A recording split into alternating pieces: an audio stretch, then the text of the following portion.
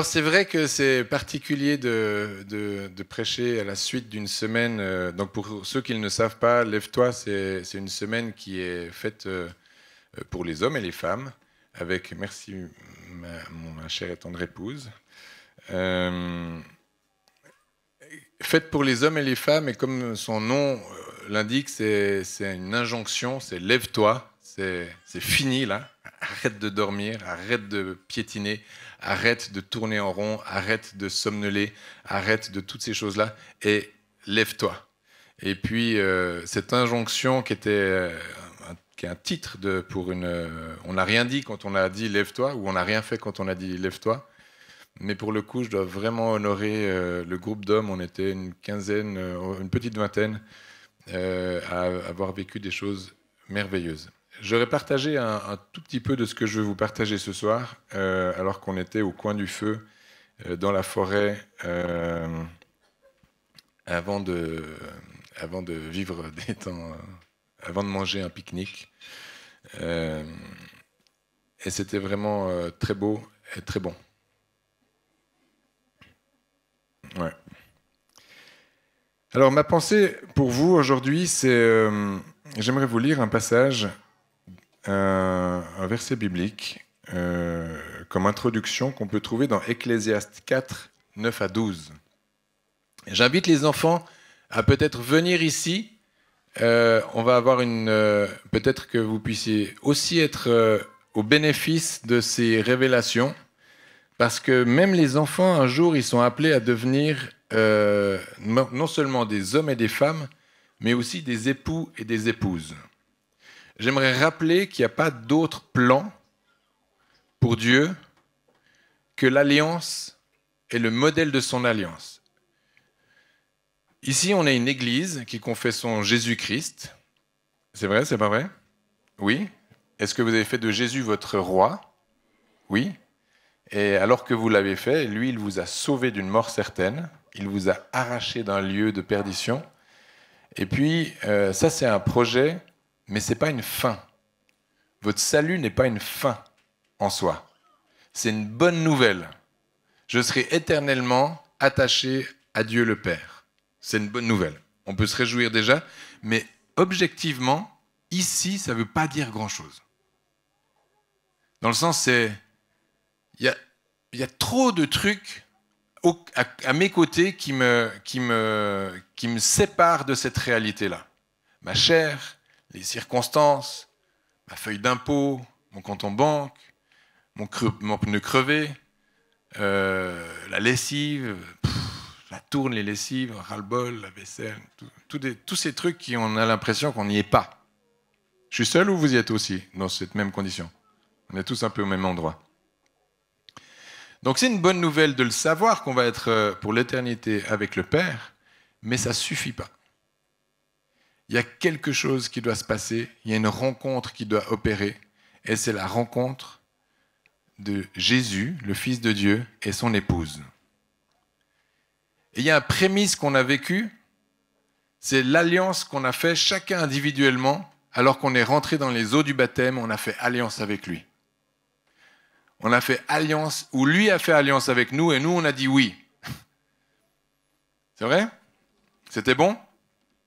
Et puis cette alliance, on est invité à la refaire régulièrement, au travers de la Sainte Seine, à partager les éléments, à se souvenir qu'il a souffert, qu'il a donné son corps pour mes meurtrissures, pour me séparer de la mort, pour faire toutes ces choses, et puis son sang a coulé pour sceller une alliance perpétuelle avec ses enfants, même avec les petits-enfants. C'est vrai, hein? Même avec les petits-enfants. Ecclésiaste 4, 9 à 12 dit « Deux valent mieux qu'un, parce qu'ils retirent un bon salaire de leur travail.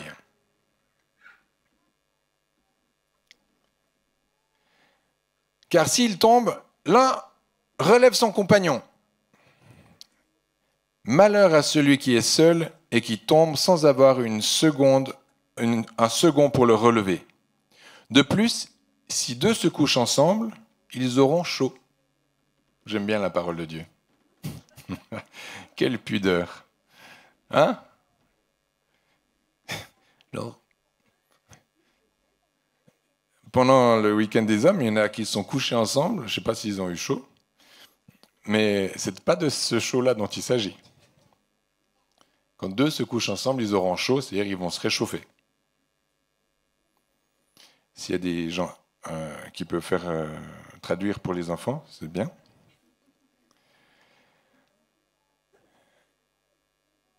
Mais celui qui est seul, comment aura-t-il chaud?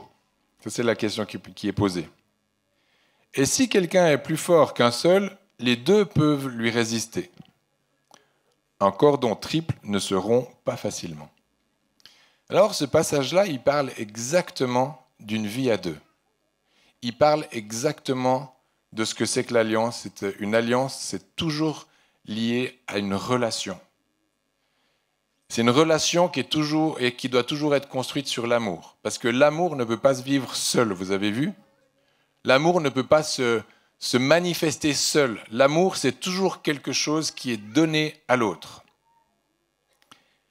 Vous ne pouvez pas être rempli d'amour et ne jamais le manifester. Ce n'est pas de l'amour. Ça doit s'appeler différemment, je ne connais pas son nom, mais l'amour, c'est vraiment quelque chose, par définition, qui se partage, qui se transmet, qui se donne, et qui peut se recevoir également. Ça va? Vous êtes toujours avec moi? Ok. Alors,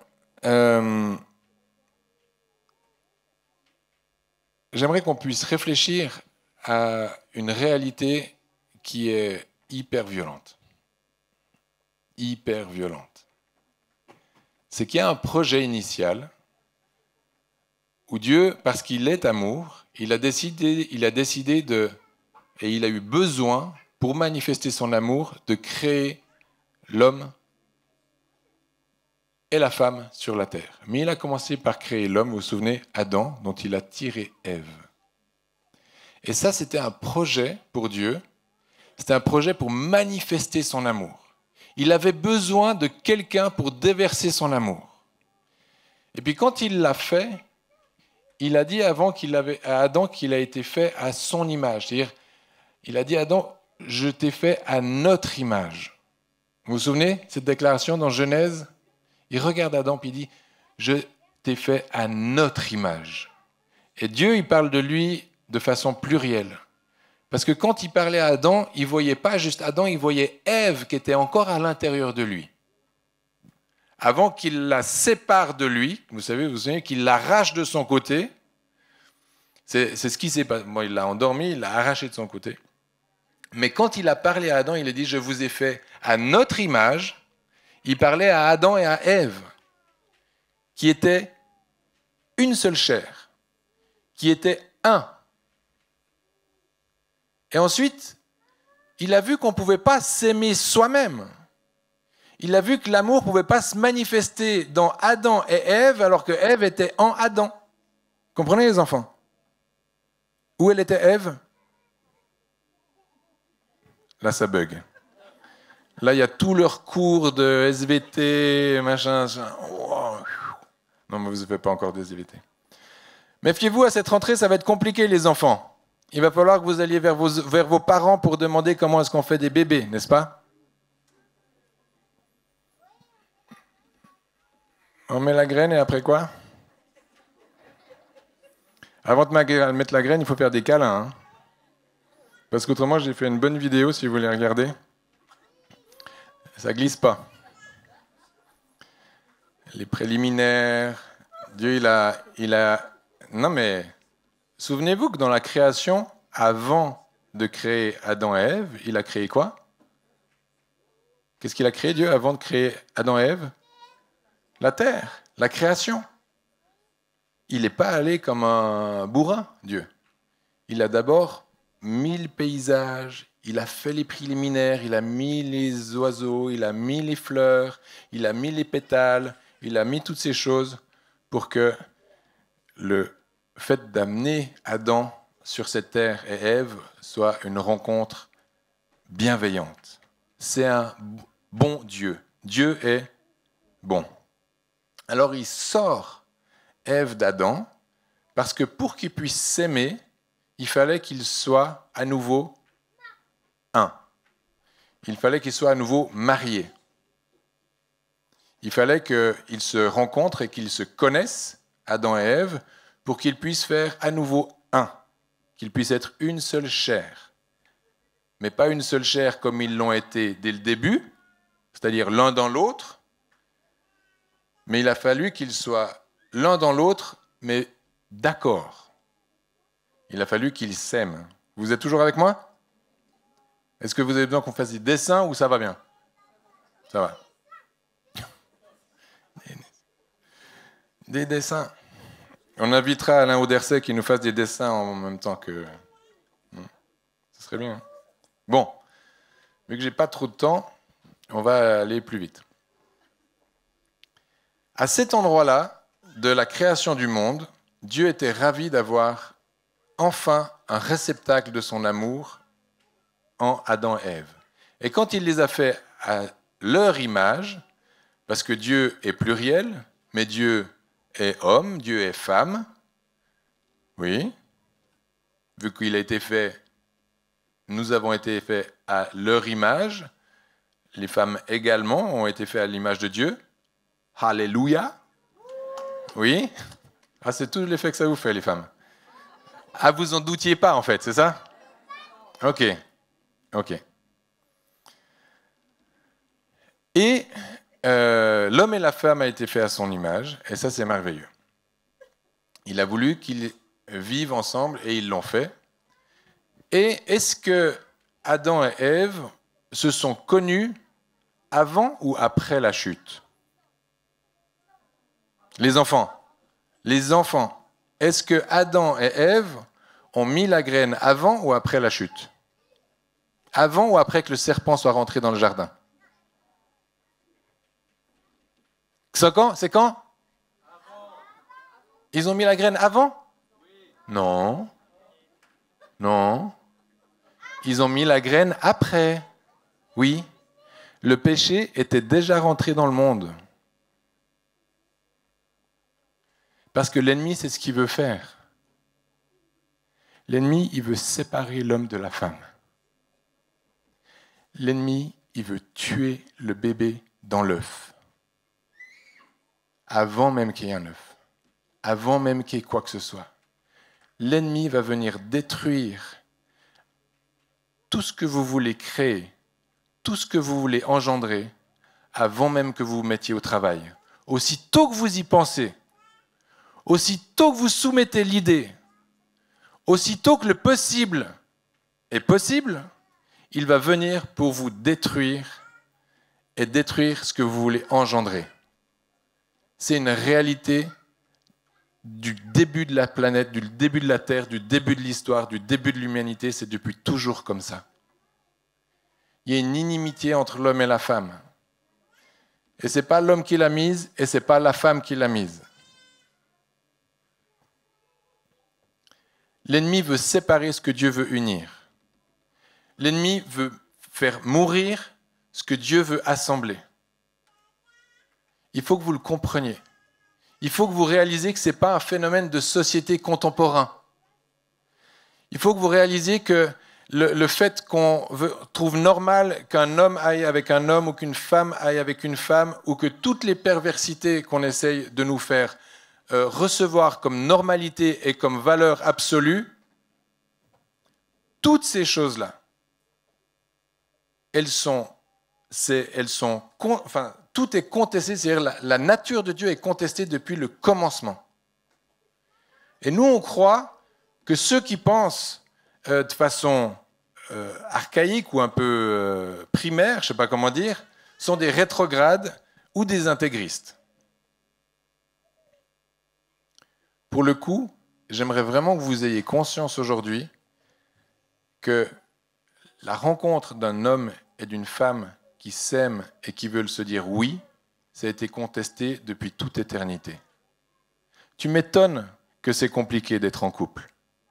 Tu m'étonnes qu'il y a de la résistance pour le fait de trouver ta femme ou ton mari. Tu m'étonnes que tout est chamboulé dans ta conception dans ta façon de voir, dans ta façon de réfléchir, dans ta façon... Parce que tout est fait pour que ça n'arrive pas. Tout. Et quand ça arrive, tout sera fait pour que ça soit détruit. Parce qu'il est dit que le divorce a été pas inventé, mais comme accepté par Dieu à cause de la dureté du cœur de l'homme,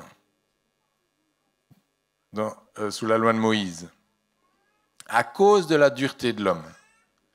Mais ce n'est pas un projet de Dieu, le divorce. Là, j'ouvre beaucoup de dossiers en même temps. Mais j'aimerais vraiment, ce soir, que vous puissiez, alors qu'on est en été, alors que les jupes sont courtes, les décolletés sont profonds, les hommes sont luisants, plein de puissance et de force, de testostérone, que tout est light, c'est Copacabana. Tout est fait pour que vous tombiez dans des pièges qui vous sont tendus. Et pourquoi je pars par là, puis j'observe finalement que même vous pouvez ouvrir votre Bible, vous pouvez parcourir tout l'Ancien Testament. Et vous n'avez pas un modèle de couple vertueux dans le sens de celui que vous rêvez. Il n'y a pas. Vous n'êtes jamais posé la question, mais pourquoi il n'y a pas? Pourquoi dans le manuel référence, la parole de Dieu, le livre des livres, celui qui est la parole de Dieu, la fondation du monde, la fondation de ma foi, pourquoi il n'y a pas un modèle de couple sur lequel je peux me référencer, me poser mon regard et dire « c'est comme ça que je veux faire ». Même pas dans le Nouveau Testament. Il n'y a pas. Alors peut-être que vous me direz, oui, mais eux regardent quand même. Oui, quand même. On pourrait dire, bon, au final, ils s'en sont assez bien sortis. Mais il n'y a pas un modèle où tu fais genre, waouh, moi c'est comme ça que je veux être. Ça vous choque pas? Ça vous met pas la puce à l'oreille? C'est-à-dire que il y a un couple qui est appelé à manifester sa gloire. C'est celui de Jésus qui vient chercher son épouse, qui est l'Église. Et ça c'est la victoire absolue. Et je ne suis pas étonné que les noces de l'agneau, je ne suis pas étonné que Dieu se soit gardé la bonne part. C'est-à-dire, je ne suis pas étonné, il est celui qui se garde la gloire aussi pour cette noce-là. Parce que oui, ça va être une noce extraordinaire. Oui, dans cette noce-là, l'ennemi va être terrassé. Oui, ça va être un feu d'artifice comme on n'en a jamais vu. Et merci Seigneur pour ça. Pour autant, j'aimerais vous éveiller sur le fait que oui, nous sommes dans un combat. Et vous ne pouvez pas prendre à la légère le fait de sceller une alliance avec un homme ou une femme. Vous ne pouvez pas vous dire, moi, je vais faire mieux que les autres. Moi, je vais faire mieux que Adam et Ève. Eux, ils se sont plantés. Parce qu'Adam, c'est le premier qui a failli. Il ne l'a pas couvert. Il n'était pas là. Il a manqué le coche. Et ça nous a coûté cher à tous. Ça a coûté le prix du Fils de Dieu, Jésus. Par sa grâce, nous, on est sauvés. Mais vous pouvez regarder. Vous prenez Abraham, celui sur qui Dieu avait, et il a mis toute son, je voulais dire toute son affection, mais là on pourrait se méprendre, mais c'est celui de la promesse. Il a promis toutes les nations à Abraham. C'est énorme. Pour autant, ce fils venait pas. Et Sarai, qu'est-ce qu'elle a dit? Bon, écoute, là ça commence à faire un peu long, ça craint. Je pense que ça va pas se faire. Va avec ma servante. Pas toi, Abraham. Et puis vous pouvez prendre tous les personnages. Et chaque fois, c'est compliqué. Même celui, le roi Salomon, l'homme de la sagesse, patatras. David, patatras. Alors tu comprends que Paul, il dit, les mecs, vous embarrassez pas d'une femme. Si on veut faire avancer le royaume de Dieu, on va le faire tout seul. Non mais, tu sais, tu peux comprendre quand même à un moment d'étudier. Si tu n'es pas capable de le faire, je vais le faire tout seul. Personne n'a jamais dit ça ici? Donc bien sûr qu'il y a un repli. Et il y aurait une tendance à vouloir nous dépatouiller tout seul et puis de se couper de la bénédiction de Dieu qui est celle de fonctionner dans une alliance. Alors, moi j'aimerais vous inviter, j'aurais trop de choses à dire, mais on a cru que quand il y a eu l'émancipation de la femme en France, mais qui a été un fait français, mais qui a déteint sur toutes les nations quasiment, on a été pionniers là-dedans, on s'est dit, ben ça c'est génial, et c'est génial que la femme ait pu s'émanciper. Mais le problème c'est que on s'est dit, ben voilà, alors maintenant qu'il y a une émancipation économique de la femme, elle va pouvoir gérer mieux les affaires, elle va pouvoir, ça va diminuer la pauvreté. Ça, c'est ce qu'on a dit. Ben, avec ça, on a diminué la pauvreté. Ben oui, forcément, tu bosses, tu gagnes ta vie, on diminue la pauvreté. Mais ce qu'on n'a pas vu venir, c'est qu'en faisant ça, on a créé des déséquilibres. Et je ne dis pas qu'il y avait de l'équilibre avant. Hein. Ne me faites pas dire ce que je n'ai pas dit. Je n'ai pas dit que la société machiste, patriarcale, était une société réussie. Mais on a plein de choses qu'on peut observer. Plein de choses. Je pourrais en faire une liste longue, j'ai plein de modèles, mais ce n'est pas le but. Là où j'aimerais vous amener ce soir, c'est de considérer que Dieu n'a pas un autre plan que celui d'une alliance entre un homme et une femme. Il n'en a pas d'autre parce qu'il nous a fait à son image. Et lui, il n'a pas d'autre plan qu'une alliance entre l'époux et son épouse. Il n'y a pas d'autre plan. Il n'y a pas de plan B. Il n'y a rien. Et vu qu'il nous exhorte à marcher selon ce que lui a de meilleur, il nous invite dans cette alliance-là. Alors si vous êtes ici, vous êtes célibataire, j'aimerais vraiment vous encourager à être cet homme ou cette femme qui considérait l'alliance pas comme un bonus, pas comme un truc cool, pas comme une histoire pour payer moins d'impôts, pas comme une affaire pour se mettre en règle devant Dieu si jamais on a glissé avant. C'est pas ça l'alliance. Puis si vous êtes déjà dans une alliance et que c'est compliqué dans votre alliance, moi je vous invite à travailler sur, pas votre alliance, mais sur vous-même. Le problème, c'est jamais l'autre. L'autre peut avoir des problèmes, mais le problème, c'est jamais l'autre. Alors, quand on dit ça, on dit oui, bon, dans un couple hyper toxique, où l'autre c'est un pervers narcissique, ou contre l'autre tu te fais battre et tout ça. Mais bon, bien sûr que le problème, il vient de l'autre, si tu reçois des coups. Et puis, sauve-toi. Protège-toi. Et toutes ces choses-là, elles sont vraies. Mais nous, on regarde les circonstances pour évaluer le poids d'une alliance ou la solidité d'une alliance. Est-ce que Dieu regarde vos circonstances pour évaluer la puissance de son alliance?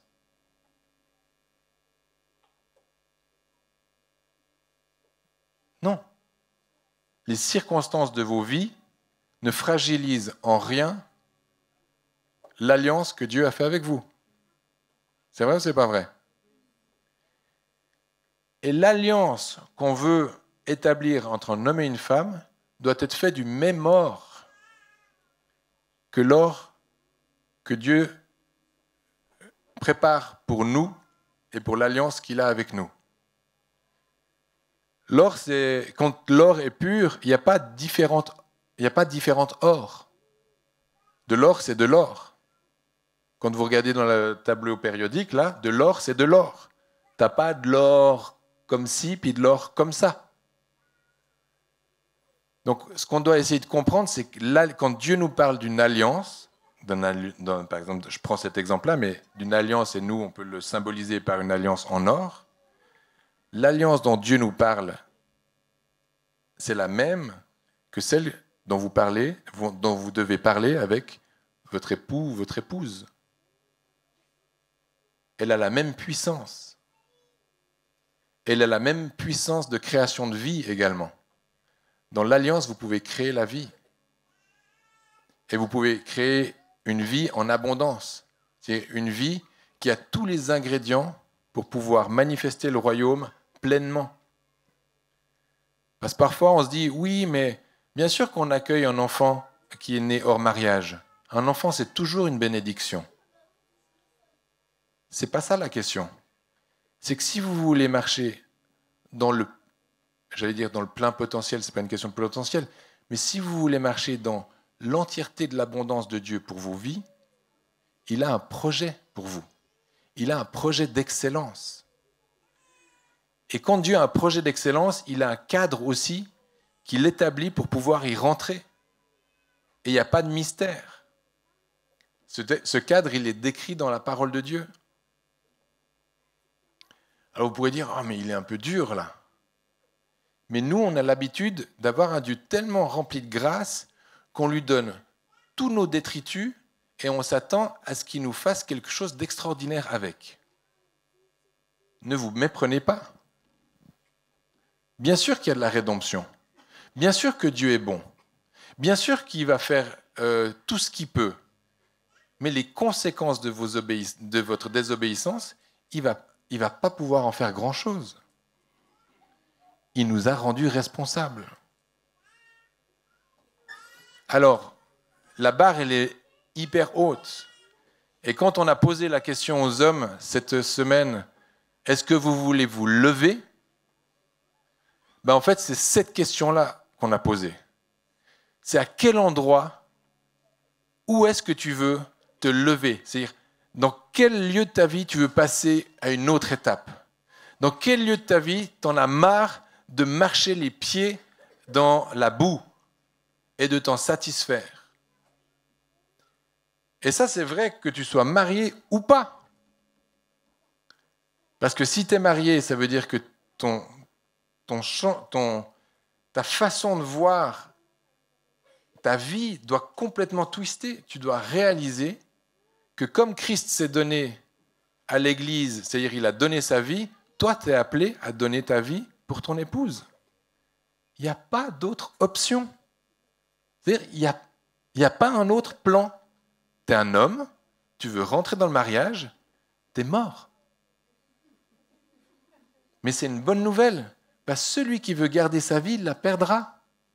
Ah, mais ça, c'est quand on parle de Christ. Mais non, c'est quand on parle de l'alliance. Parce qu'il n'y a pas de différence entre l'alliance que tu fais, que tu établis avec ta femme, que celle que tu veux établir avec Christ. C'est le même or. C'est la même intensité. On n'est pas sur un terrain d'entraînement ici. C'est la vraie vie. Vous comprenez ? Des fois, on a l'impression, oui, mais ce sera mieux après. Oui, mais après, tu seras mort. Oui, mais je serai ressuscité en Christ. Et alors ? Ce n'est pas de ça dont il s'agit ici.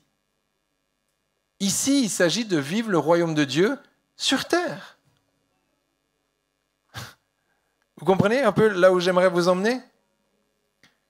Donc, il y a un changement de focus à faire. Nous, on a réglé le focus, la netteté sur le paradis. Règle le focus plus proche. Quand tu te regardes dans le miroir, ça on a aussi fait le test du miroir, Oh, il a tout fait. Lève-toi. Règle le focus sur le miroir. Et regarde cet homme que tu vois, regarde cette femme que tu vois. Et puisse en être fier, puisses-tu en être fier. Et si tu ne l'es pas, demande de l'aide. Parce que tout seul, tu n'y arriveras pas, c'est certain. Mais Dieu, il est ton partenaire.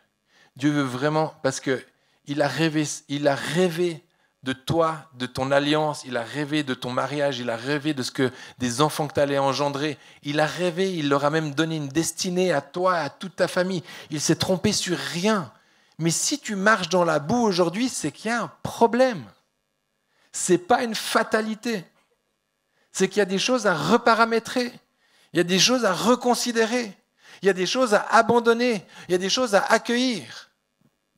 Des choses ou des gens où... Comprenez ? Mais ce soir, ce qui était important pour moi, c'est que vous compreniez qu'il n'y a pas d'autre plan que celui d'un homme et une femme qui s'aiment. Vous me direz, oui, mais l'apôtre Paul, il a dit, bienheureux, je ne sais plus, mais d'être célibataire. Oui, tu peux vivre célibataire et je crois que c'est une bénédiction. Mais il est quand même dit, il n'est pas bon pour un homme d'être seul. Donc vis bien ton célibat jusqu'à ce que l'alliance se présente à toi ou jusqu'à ce que cette alliance, tu veux rentrer dans cette alliance. Comprenez ? Alors je vous invite à vous lever, s'il vous plaît. Et puis on va... j'avais trop de trucs à vous dire, mais je crois que l'essentiel est dit.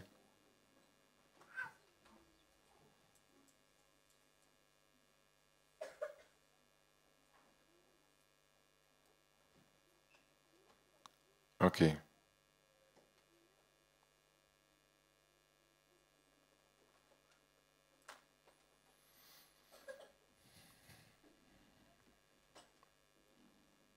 Dans 1 Corinthiens 7, on peut lire ça, que le mari rende à sa femme ce qu'il lui doit et que la femme agisse de même envers son mari.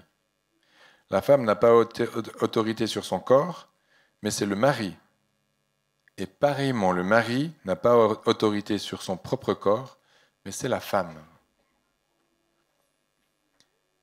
Notre corps, des fois on dit « mon corps m'appartient ». Vous connaissez ce slogan ? Ben non, en réalité, ce que dit la parole de Dieu, c'est que ton corps, il appartient à ton mari. Oui, mais moi, j'ai pas de mari, parce que j'ai fait un bébé toute seule. Oui, mais la parole de Dieu dit que quand un homme connut une femme, en fait, il est marié avec. C'est ça le mariage, c'est la rupture de l'hymen. C'est le fait de faire un, d'avoir une relation sexuelle, il y a une alliance, quand l'hymen est rompu, c'est l'alliance par le sang, comme Jésus a scellé son alliance par le sang, alors tu es marié. Quand tu iras vers la prostituée, tu seras marié avec elle. Donc peut-être que vous avez été marié une multitude de fois, dans ce sens-là. Mais mon corps m'appartient. Non, il ne t'appartient pas. En fait, il appartient à celui, à l'autre, qui a avec toi engendré l'enfant que vous avez décidé d'éliminer. Ou que tu as décidé d'éliminer sans l'avis de l'autre. Oui, mais mon corps m'appartient. Non. Oui, mais moi, je ne suis pas chrétien. Oui, d'accord. Mais ce que dit la parole de Dieu, il ne le dit pas juste pour les chrétiens, il le dit pour sa création tout entière. Et tous, on est ses enfants. Qu'on y croit ou qu'on n'y croit pas, lui, il croit en nous. Et il croit en nous tous. Ici, dehors, partout. Il a un plan pour chaque être humain. Alors Seigneur Jésus, je vais te demander ce soir d'écarquiller notre entendement, notre compréhension. Je vais te demander aussi, Seigneur, de faire la part. J'ai été comme un peu brut de décoffrage ce soir, mais je te demande de venir dans les cœurs, par ton esprit, et de susciter, Seigneur, des hommes et des femmes qui ont ce désir de vouloir prendre part à cette alliance, de considérer que le mariage dans lequel ils veulent s'engager, que le mariage dans lequel ils se sont engagés, est quelque chose qui est déjà une manifestation de la gloire et de l'amour de Dieu équivalent aux noces qui viennent. Dans ce mariage, la vie peut éclater, on peut engendrer des êtres éternels. Ce n'est pas une petite affaire. Seigneur, tu nous as confié quelque chose de gigantesque au milieu de nous. Et tu nous as dit que c'était au travers de l'amour que cette expression se manifestait le mieux. Alors je te prie vraiment que tu puisses venir maintenant vers chacun et que chacun puisse faire ce travail comme introspectif. Ou pas trop introspectif, mais plutôt de demander au Saint-Esprit qu'il vienne vous montrer, qu'il vienne vous parler. Moi, je veux faire taire toute voix de l'accusateur qui viendrait maintenant vous culpabiliser, vous accuser de quoi que ce soit. En tout cas, mon intention, c'était en rien de vous accuser, moi, de quoi que ce soit. Mais c'est de vous rappeler la vérité, de vous rappeler le plan original et originel, de vous rappeler que ce que Dieu nous a confié, ça a de la valeur. C'est pas rien, et il vous voit comme étant capable de pouvoir le vivre, capable de pouvoir le faire, sinon il ne vous l'aurait jamais confié. Il vous a vu et il vous rend capable de pouvoir aimer selon ce que lui veut. Et je veux vraiment déclarer, Seigneur, que alors que je réalise que déjà je t'ai donné ma vie, je t'ai donné mon corps, et premièrement, il ne m'appartient déjà plus, parce que je te l'ai donné à toi, Jésus. Et Seigneur, la partie que je voudrais garder, la partie que je voudrais laisser ici sur cette terre, jalousement, que je voudrais, cette partie-là, je dois aussi la donner.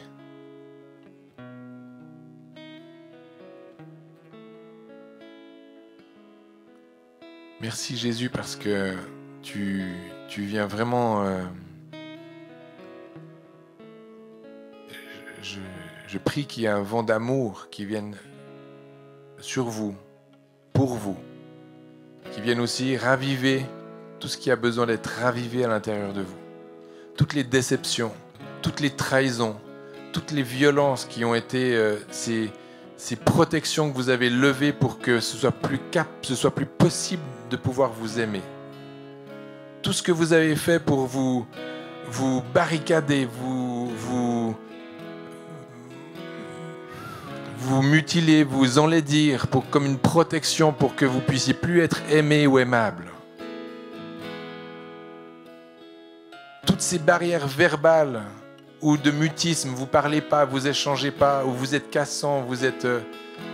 toutes ces choses-là qui sont comme des freins à la communion, des freins à la rencontre, des freins au fait de pouvoir vous laisser aimer. Je veux déclarer que toutes ces choses-là, elles lâchent maintenant dans le puissant nom de Jésus. Je veux le rappeler, mais vous avez été fait parfaitement selon Dieu. Il n'y a rien qui manque au milieu de vous.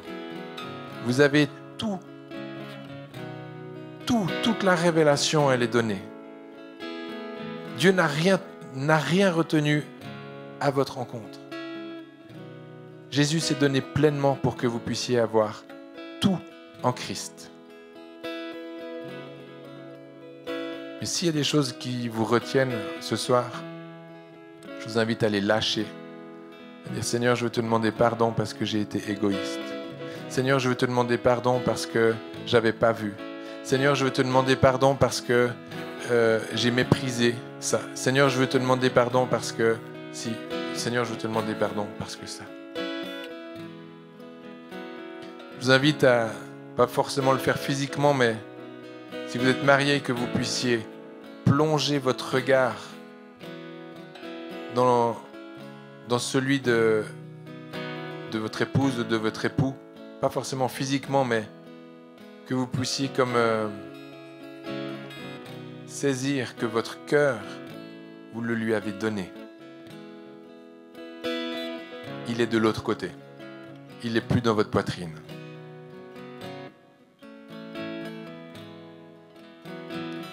Que Dieu, il a fait un mélange. Il vous a mélangé. Et chaque fois que vous essayez de vous rappartenir un peu, vous êtes en train de déchirer l'autre. Chaque fois que vous essayez de reprendre une partie de vous-même, vous êtes en train de puiser dans ce que l'autre est.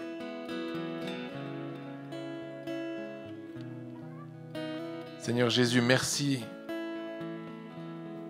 pour les images. Je n'ai pas toutes les images, mais je prie que le Saint-Esprit vous remplisse d'images vous concernant et qui viennent reconstruire de façon saine votre image de l'alliance et votre image du mariage. Et pour ceux qui veulent rentrer dans une alliance tôt ou tard, demandez à Dieu qu'il fasse le travail nécessaire à l'intérieur de vous pour que vous puissiez être capable un jour de dire: toi, elle, lui, je te donne ma vie. Je ne retiens rien.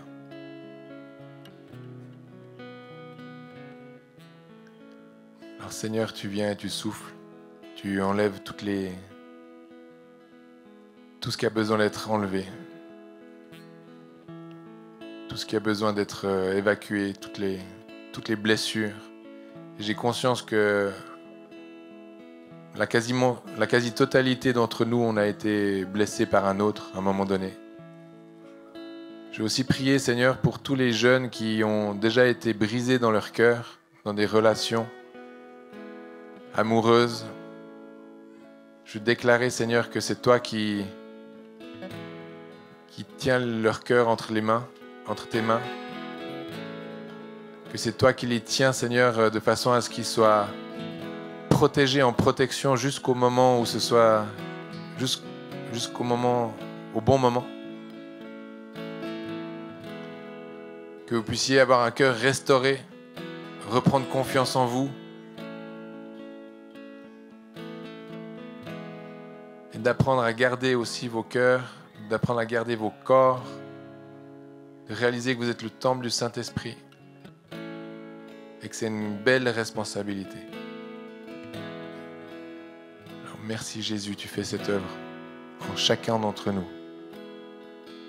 Et j'aimerais vraiment vous inviter à méditer sur ce qui a été dit, ce que vous avez compris, et de demander à Dieu le comment.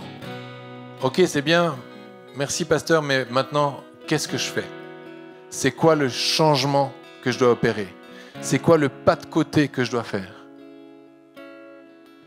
Parce qu'il y a un pas de côté qui vous est demandé. Un changement d'azimut. Si tu veux aller sur un objectif et tu n'es pas sur le bon cap, tu dois te remettre sur le bon cap.